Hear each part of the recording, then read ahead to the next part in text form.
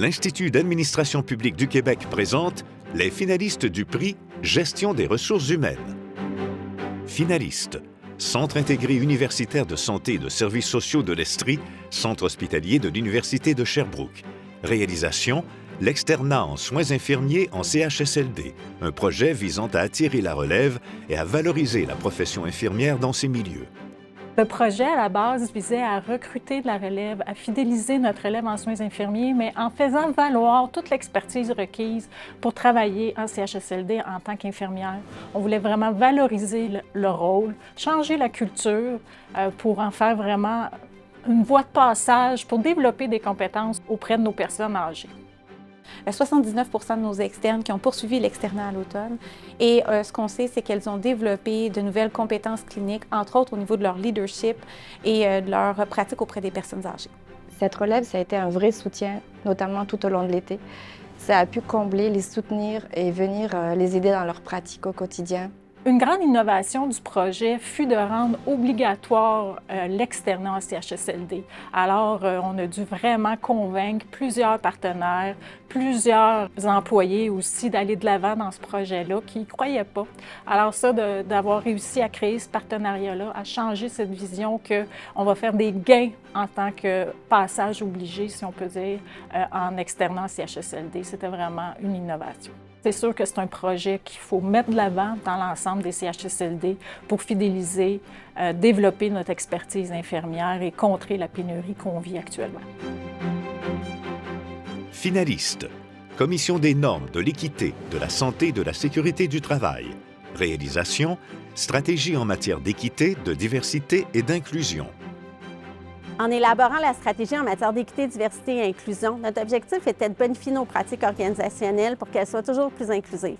On voulait une vision claire et partagée pour que les actions en matière de DI contribuent à la sécurité psychologique et au sentiment d'appartenance de nos collègues. Depuis l'adoption de la stratégie à l'automne 2021, on a mis en place plusieurs initiatives. Parmi les projets les plus appréciés, on a notamment une série de portraits qui mettent en valeur la diversité de nos effectifs et une formation aussi sur l'intégration des collègues en situation de handicap.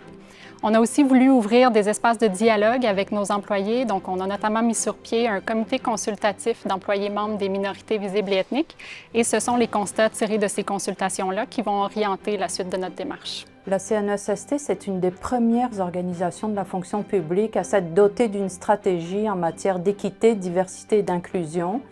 Une stratégie qui va un petit peu plus loin que les programmes d'accès à l'égalité, puis qui vise toute forme de diversité. L'équité, la diversité, l'inclusion sont des valeurs fondamentales pour notre organisation. Puis on a tout intérêt à partager nos outils, nos réalisations pour tendre vers une société plus inclusive. Finalistes: Ville de Montréal. Réalisation: stratégie de gestion de talents inclusive. La stratégie de gestion de talents inclusive, ce qu'elle vise, c'est accélérer le développement de la relève en gestion pour que les cadres de l'organisation représentent la diversité de la population de Montréal. Donc, ce qu'on veut, c'est préparer une relève qui va changer l'image des décideurs de notre ville. Nous sommes vraiment fiers de voir les résultats significatifs de ce programme. Pour cette première cohorte de 45 personnes sélectionnées parmi 200 candidatures, on voit déjà près de 37 % de promotion dans des postes de gestion. On a eu des gens très engagés dans leur développement, ce qui a apporté au programme un taux de participation de près de 100 %. Des centaines de gestionnaires ont été mobilisés dans la démarche, autant pour identifier les personnes à haut potentiel que pour établir des objectifs et des opportunités de développement. Cette approche distingue des formations plus traditionnelles parce qu'on mise sur une variété de solutions.